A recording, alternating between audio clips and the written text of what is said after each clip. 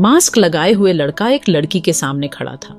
वो लड़की देखने में ऐसी लग रही थी जैसे कि उसे किसी चीज का बहुत ज्यादा सदमा लगा हो। वो लड़की और कोई नहीं बल्कि माही थी।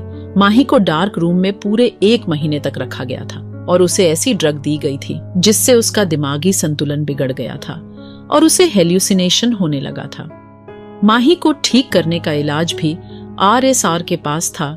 उसके अलावा उसे कोई ठीक नहीं कर सकता था क्योंकि जो दवाई उसे दी गई थी उसका इन्वेंशन दृष्टि ने ही किया था। माही के सामने खड़ा लड़का मिस्टर फ्रॉड था। RSR भी उस मिस्टर फ्रॉड को बताना चाहता था कि अपनों को परेशानी में देखने पर कैसा लगता है। उन दोनों ने मिलकर काफी लोगों को परेशान किया था। मिस्टर फ्रॉड की आंखों में आंसू थे। आज उसकी आंखों में पछतावा साफ देखा जा सकता था। अब उसकी हाथों की मुट्ठियां गुस्से में भिज गई थी। उसने अपनी छोटी बहन माही से कहा कि जिस तरह तुम्हें देखकर मैं दर्द में तड़प रहा हूं, ऐसे ही वो RSR अपनी वाइफ की हालत को देखकर दर्द में तड़पेगा। बीते 1.5 सालों में मिस्टर फ्रॉड को ज्यादा तो कुछ पता नहीं चल पाया था, पर उसे ये जरूर पता चल गया था कि उसकी वाइफ कौन है। और ये बात पता चलने का कारण था माही का पागलपन। वो बीच बीच में डर से चिल्लाने लगती थी कि दृष्टि मुझे छोड़ दो, दृष्टि मुझे यहाँ से बाहर निकालो, दृष्टि मिस्टर RSR से कहो ना कि वो मुझे यहाँ से बाहर निकाले, मैं यहाँ पर ऐसे ही घुट घुट कर मर जाऊंगी। मिस्टर फ्रॉड को तो उसे देखकर ये समझ नहीं आता था कि आखिर मिस्टर RSR ने उसकी बहन के साथ क्या किया था। वो एक मेंटल असाइलम में थी। मिस्टर फ्रॉड आंखों में आंसू लिए वहां से निकल जाता है क्योंकि वह इससे ज्यादा अपनी बहन को इस हालत में नहीं देख सकता था। मिस्टर कैलाश अग्निहोत्री RSR के सामने सिर झुकाए खड़ा था। तभी RSR के एक गार्ड ने कहा कि तुम अपने बेटे को साथ लेकर नहीं आए।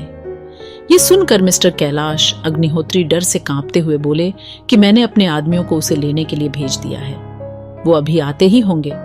ये दृश्य देखकर घुटनों पर बैठे मिस्टर अर्पण के असिस्टेंट के पैरों के नीचे से तो जमीन ही खिसक गई थी। पूर्वी को भी सारी बातें अब धीरे धीरे समझ में आने लगी थी। वो भी ये देखकर हैरान थी कि मिस्टर अग्निहोत्री तक इस आदमी के सामने हाथ जोड़कर खड़े हैं। आखिर ये आदमी है कौन? अब तो पूर्वी ये सोचकर डर रही थी कि पता नहीं अब ये आदमी उसके साथ क्या करेगा। कुछ ही देर में वहां 7-8 लग्जरी कारें आ चुकी थीं। उन गाड़ियों में से गार्ड बाहर निकले। एक गार्ड ने जल्दी से बीच वाली गाड़ी का डोर ओपन किया। उसमें से एक हैंडसम लड़का बाहर निकला और वो अपने गार्ड्स के साथ चलकर अपने पिता के पास आया।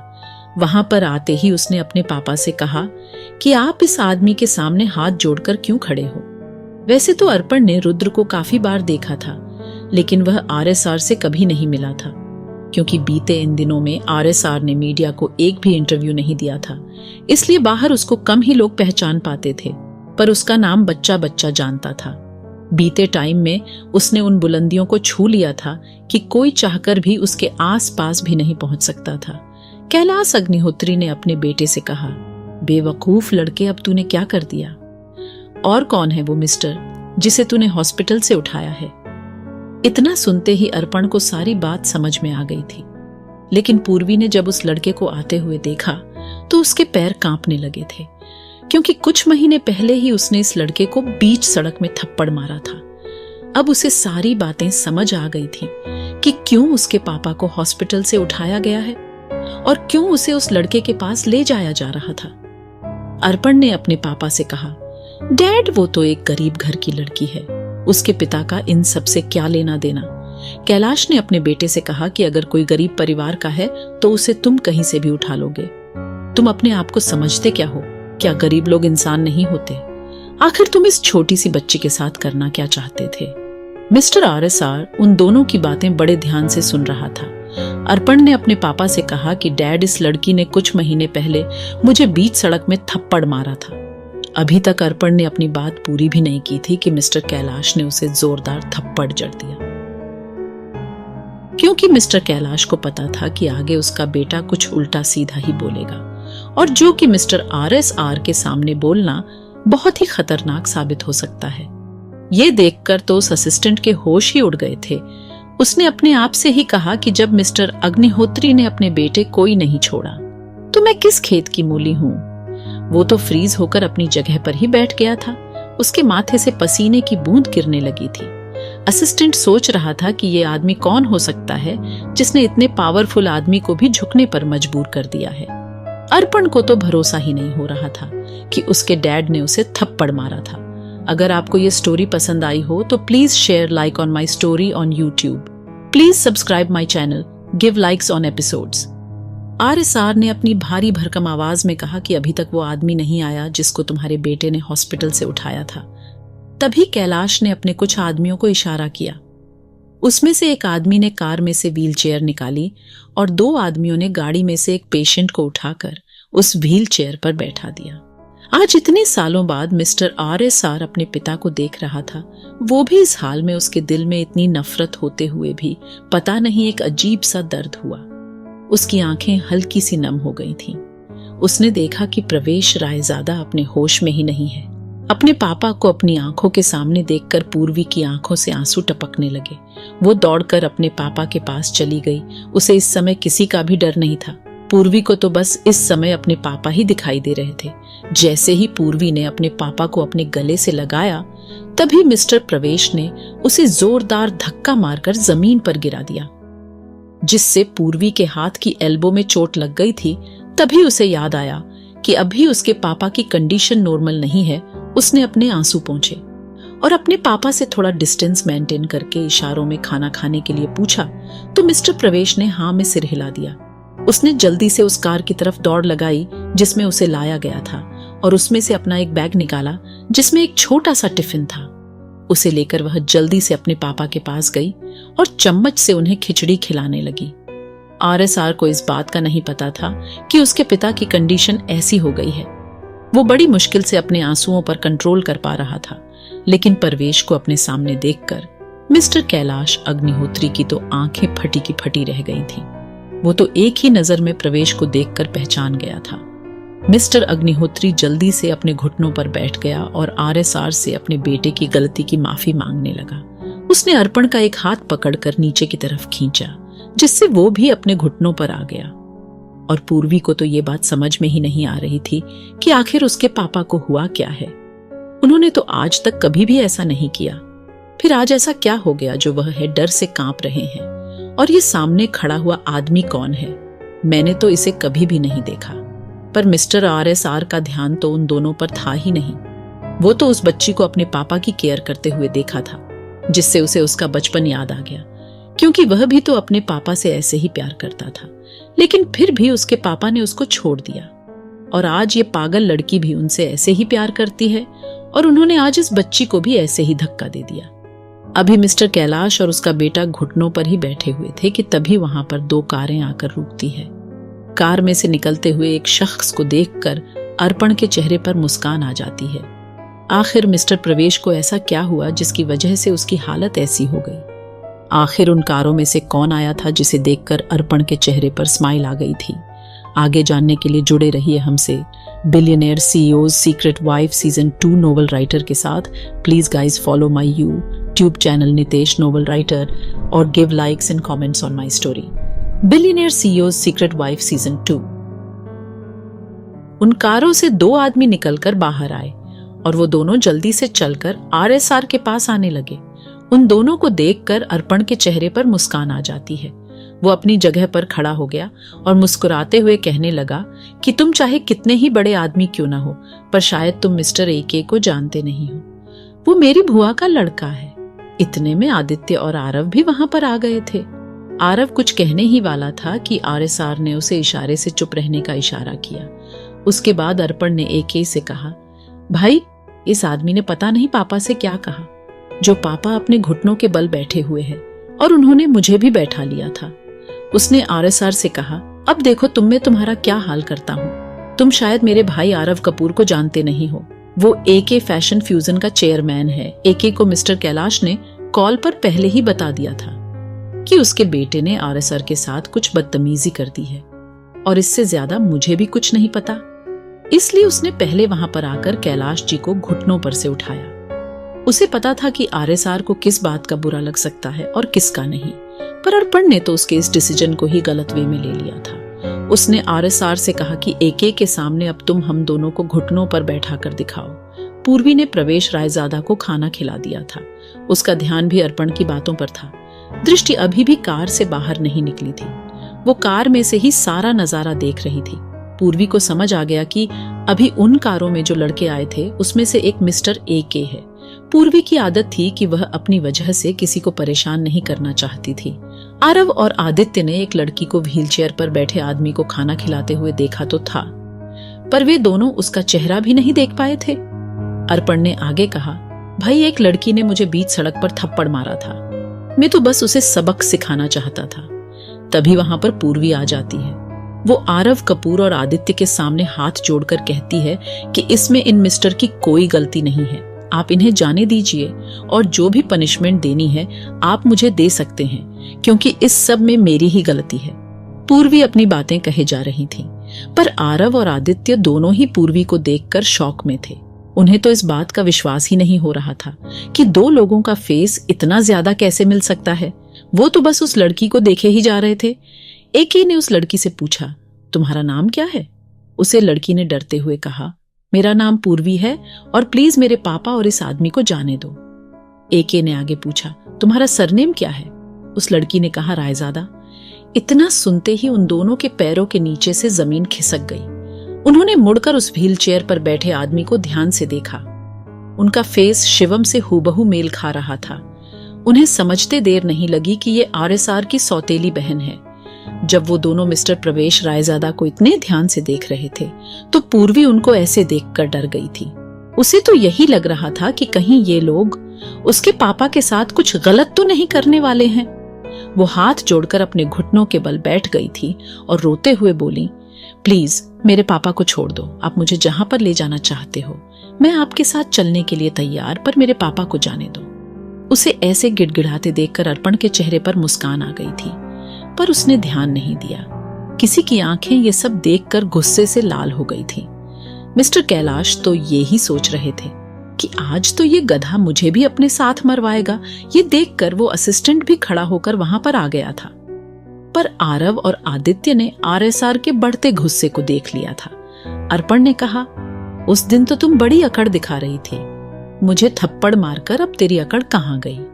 उसने अभी इतना ही बोला था कि आरव ने उसे खींचकर एक जोरदार थप्पड़ जड़ दिया। पूर्वी और उस असिस्टेंट को तो समझ ही नहीं आया कि वहां पर क्या हुआ। अर्पण ने अपने गाल पर एक हाथ रखकर आरव से कहा, भाई आपने इस लड़की के लिए मुझे थप्पड़ मारा। उसने अभी इतना ही बोला था कि आरव ने उसको एक थप्पड़ और जड़ दिया। अब तो उसकी कुछ बोलने की भी हिम्मत नहीं हो रही थी। आरव ने कैलाश से कहा, मामा जी अगर आपने ये थप्पड़ इसको बचपन में मारे होते तो आज इसे सही गलत की पहचान होती, लेकिन आपके लाड प्यार ने तो हमेशा ही इसे सिर पर चढ़ाकर रखा और आज ये हमारे सिर पर ही तांडव कर रहा है।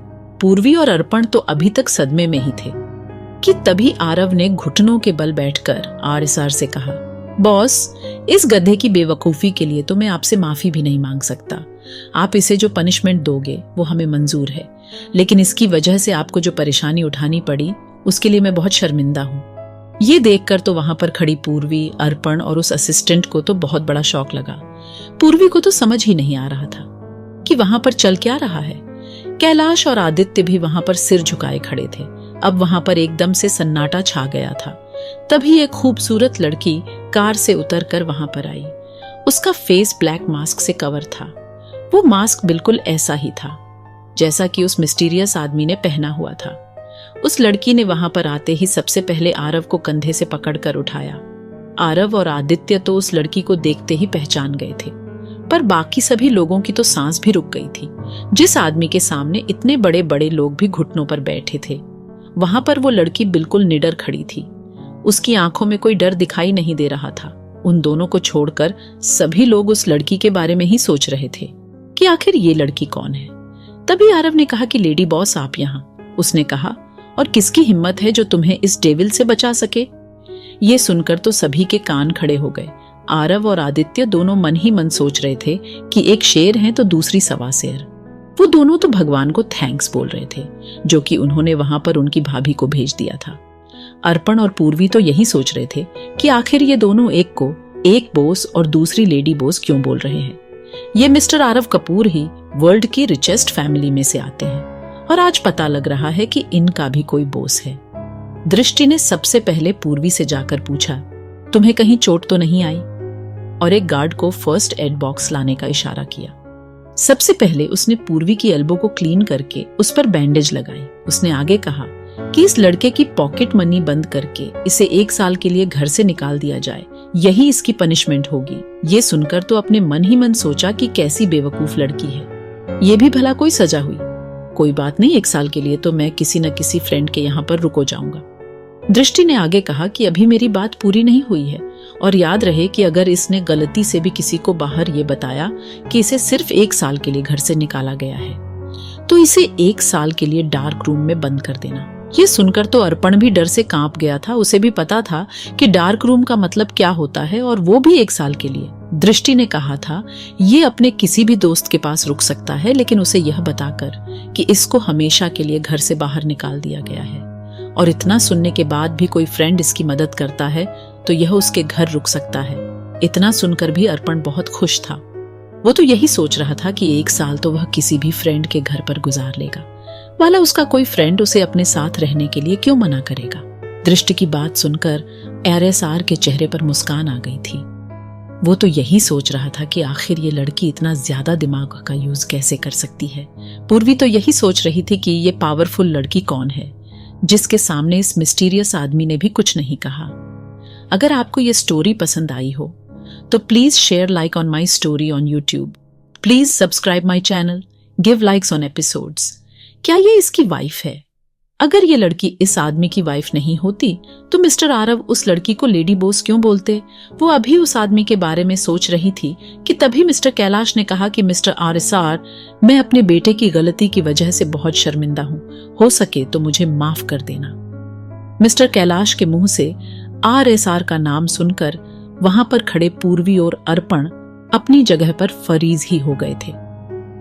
उन दोनों के दिल की धड़कन बढ़ गई थी, और वो असिस्टेंट तो वापस पीछे जाकर घुटनों पर बैठ गया था। आज उनके सामने वो आदमी खड़ा था जिससे दुनिया का कोई भी आदमी टकराने से डरता है। आगे जानने के लिए जुड़े रहिए हमसे billionaire CEO's secret wife season 2 novel writer के साथ। Please guys follow my YouTube channel novel writer और give likes and comments on my story billionaire CEO's secret wife season 2। Purvi पिछले 1.5 साल से RSR के बारे में कुछ न कुछ सुनती ही रहती थी। इससे पहले तो पूर्वी मिस्टर AK के बारे में ही सोच रही थी कि उसने उसका सरनेम जानने के बाद अर्पण को थप्पड़ क्यों मारा था, और अब वो ये जानकर और ज्यादा शॉक हो गई थी कि जो आदमी इतनी देर से उसकी हेल्प कर रहा था वो इस दुनिया का किंग था। उससे तो यही समझ में नहीं आ रहा था कि आखिर RSR ने उसकी हेल्प क्यों की।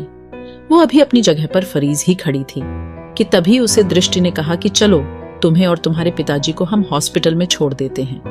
दृष्टि ने उसको नॉर्मल करने के लिए कहा कि मिस्टर RSR किसी भी लड़की को परेशानी में नहीं देख सकते हैं, और यही वजह थी कि उन्होंने तुम्हारी हेल्प की।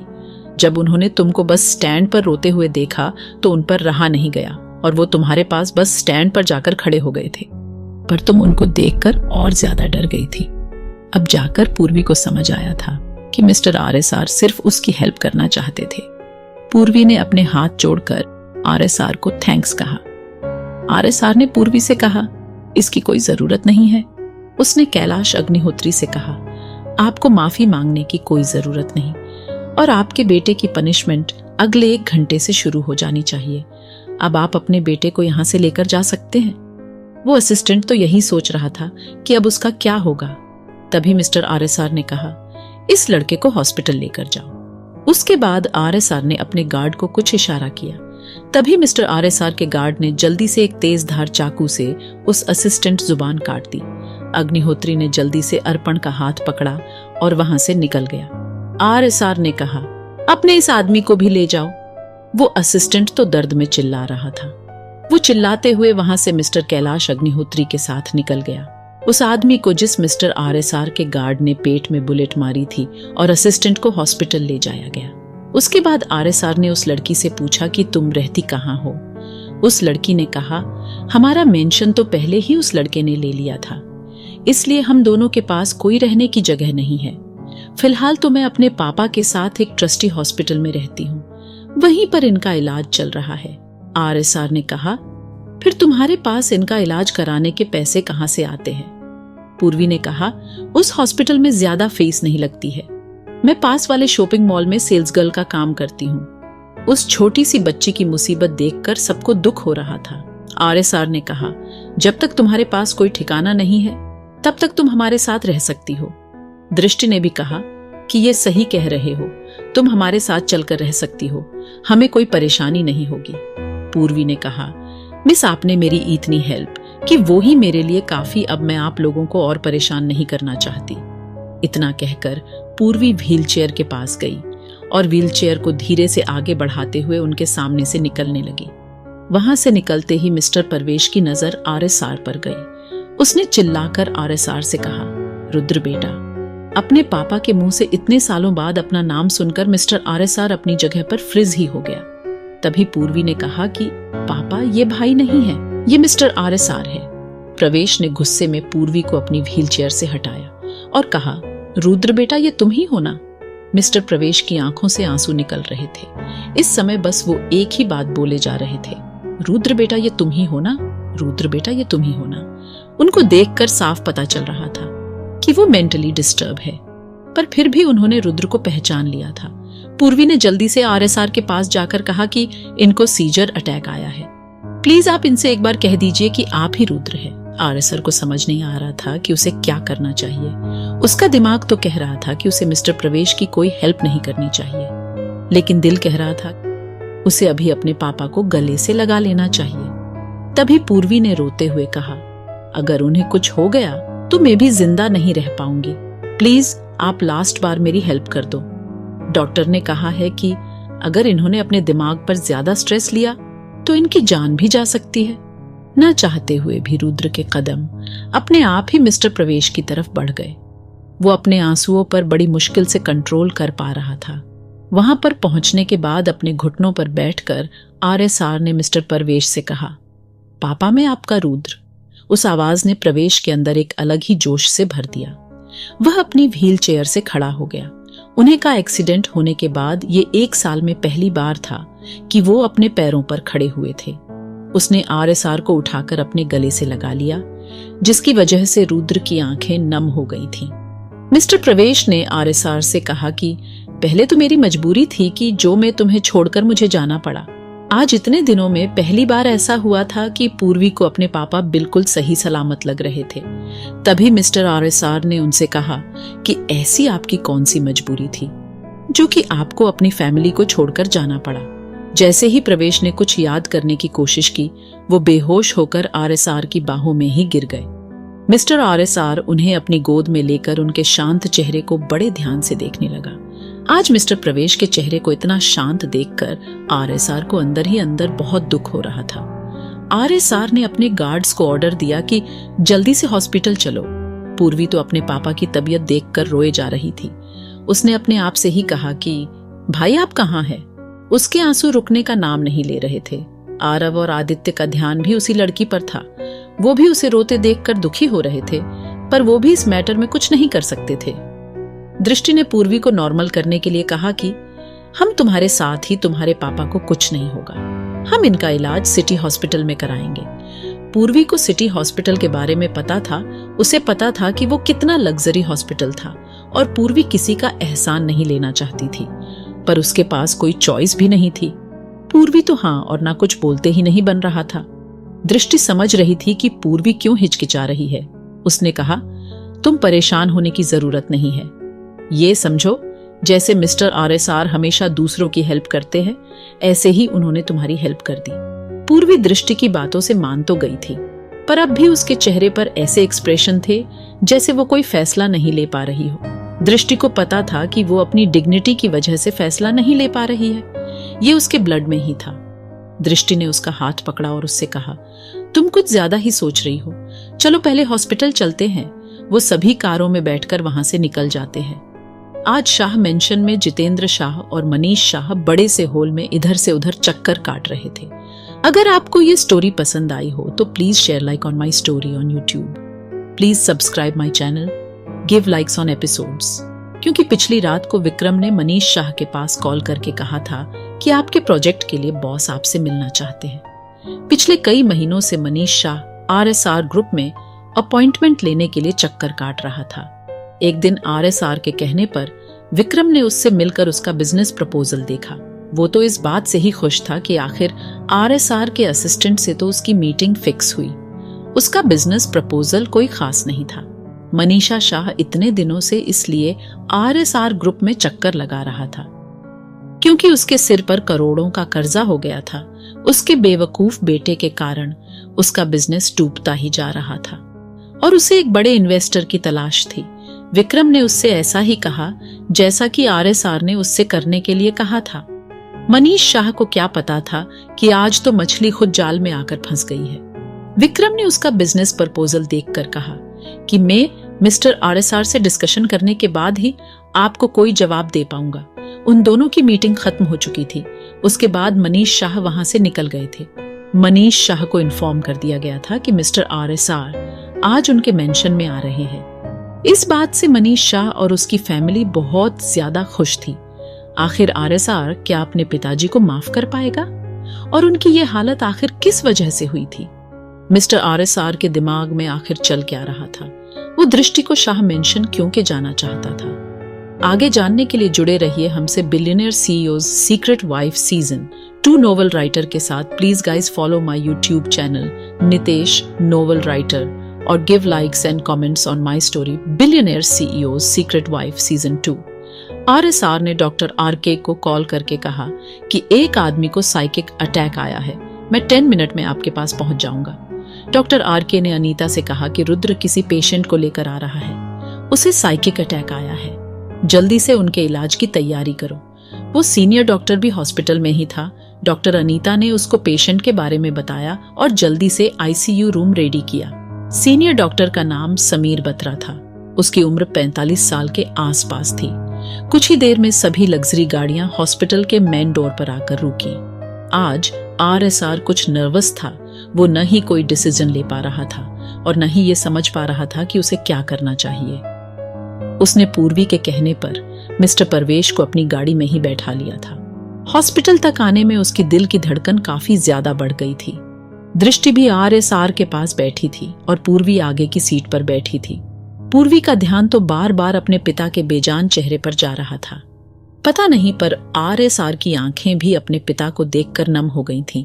दृष्टि रुद्र की फीलिंग्स समझ रही थी। उसने अपने हाथ से रुद्र का एक हाथ पकड़ लिया जिससे उसे कुछ सहारा मिला और वह अपने आप पर कंट्रोल कर पाया। जैसे ही कार हॉस्पिटल के डोर के सामने आकर रुकी, आरएसआर ने जल्दी से मिस्टर प्रवेश को अपनी गोद में उठाया और जल्दी से स्ट्रेचर पर लिटाया। डॉक्टर आरके ने स्ट्रेचर का इंतजाम पहले ही कर दिया था। उनको जैसे ही आईसीयू में ले जाया गया तो आईसीयू के बाहर डॉक्टर अनीता खड़ी हुई थी। जैसे ही उसकी नजर अपने पिता के फेस पर गई तो उसके पैरों के नीचे से तो जमीन ही खिसक गई थी। वह अपनी जगह पर ही फ्रीज हो गई थी। उसे भी समझ में नहीं आ रहा था कि वह क्या करे। उसकी आंखें नम हो गई थीं, क्योंकि डॉक्टर अनीता को पता था कि उसके पापा उससे कितना प्यार करते थे। तभी सीनियर डॉक्टर समीर ने कहा, डॉक्टर अनीता, आपको क्या हुआ? हमें जल्द से जल्द पेशेंट को एग्जामिन करना है। सीनियर डॉक्टर की बात सुनकर डॉक्टर अनीता होश में आई थी। डॉक्टर आरके को भी नहीं पता था कि ये शख्स जो इस हालत में है वो अनीता और रुद्र के पिता हैं। अभी तक डॉक्टर अनीता का ध्यान पूर्वी पर नहीं गया था। डॉक्टर अवनी भी वहां पर आ गई थी, पर अपने सामने आरएसआर को देखकर उसकी आंखें फटी की फटी रह गई थीं, क्योंकि आरएसआर को उस हॉस्पिटल में बहुत कम ही देखा गया है।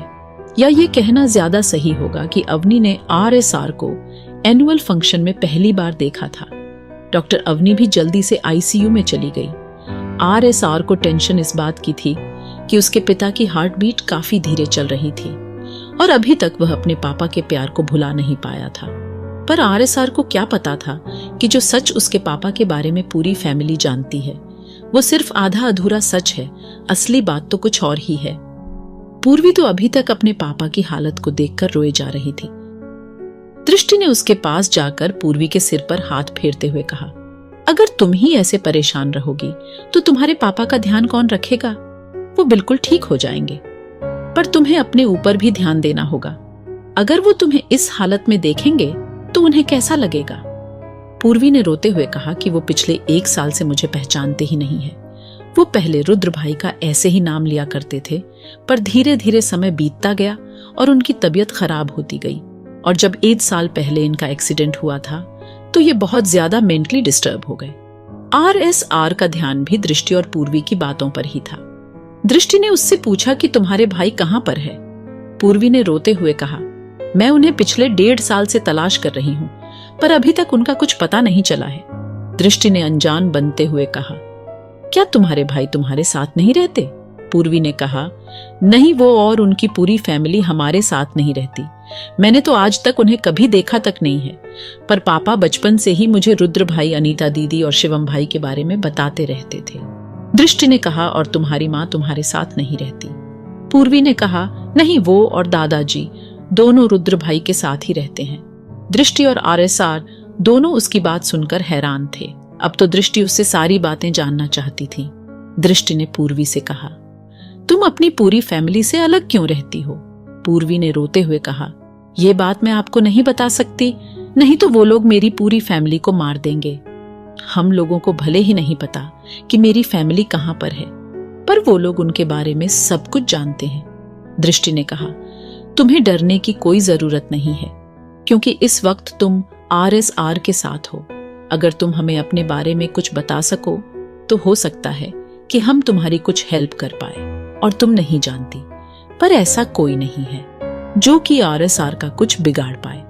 पूर्वी ने कहा, आप सही कह रही हो, पर अगर गलती से उन्हें पता लग गया कि कोई मेरी हेल्प कर रहा है तो वो लोग मेरी फैमिली को जान से मार देंगे, और जब हमें अपनी फैमिली के ठिकाने का पता ही नहीं है तो हम उन्हें कैसे बचा पाएंगे?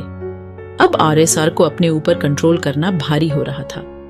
RSR ने पूर्वी के सामने आकर उससे कहा कि मैं तुम्हारी फैमिली को जानता हूँ और मैं ये भी जानता हूँ कि वह कहाँ पर है। पूर्वी एकदम से RSR की आवाज सुनकर डर गई थी, लेकिन तभी उसने RSR के शब्दों को रिपीट किया कि उसने क्या कहा था।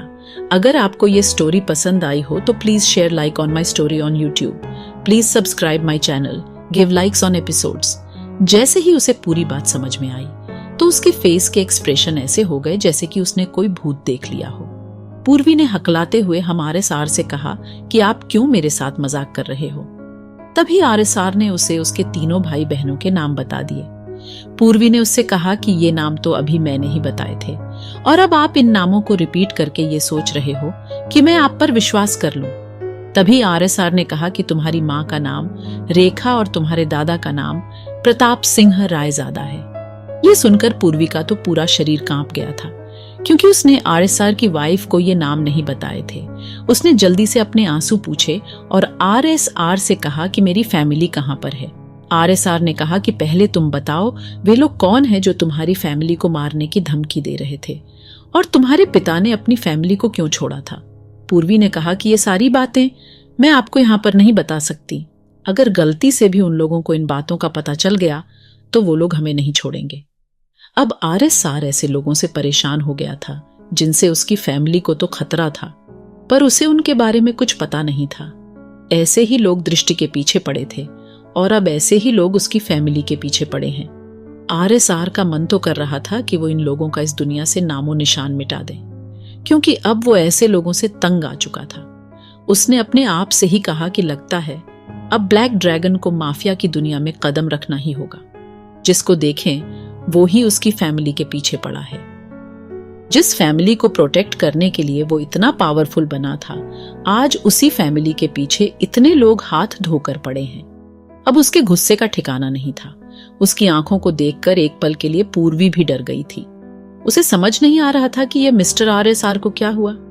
मिस्टर RSR ने पूर्वी से कहा, मेरे साथ चलो, और वो और दृष्टि डॉक्टर RK के कैबिन में चले गए। RSR ने पूर्वी से कहा कि अब तुम हमें बता सकती हो कि आखिर तुम्हारी फैमिली इतनी प्रॉब्लम में कैसे है। पूर्वी ने कहा, अगर आप मेरी फैमिली को प्रोटेक्ट करने का वादा करते हो तो मैं आपको सब कुछ बताऊंगी, क्योंकि आज तक ये बात पापा ने मुझे भी नहीं बताई है। मिस्टर RSR ने कहा, फिर तुम्हें इन सब के बारे में कैसे पता चला? आखिर पूर्वी कहने का क्या मतलब था? क्या वो रुद्र की सगी बहन थी? क्या रेखा जी ही उस बच्ची की माँ थी? क्या ये होना पॉसिबल है? और वो कौन लोग थे जो मिस्टर प्रवेश को उसकी फैमिली को खत्म करने की धमकी देते थे? और शिवानी किन लोगों के बारे में जानती थी और उसे इन सब का पता कैसे चला था? आखिर वो औरत कौन थी जिसके साथ मिस्टर प्रवेश अपने परिवार को छोड़कर चले गए थे? आगे जानने के लिए जुड़े रहिए हमसे billionaire CEO's secret wife season 2 novel writer के साथ। Please guys follow my YouTube channel Nitesh novel writer और give likes and comments on my story billionaire CEO secret wife season 2। Purvi ने उन दोनों से कहा, पापा को डायरी लिखने की आदत थी, रुद्र को भी इस बारे में पता था, इसलिए वह सिर्फ पूर्वी की बातों को ध्यान से सुन रहा था। पूर्वी ने कहा कि जब हम ऑस्ट्रेलिया में थे तो पापा हमेशा टेंशन में रहते थे जो मुझसे देखी नहीं जाती थी।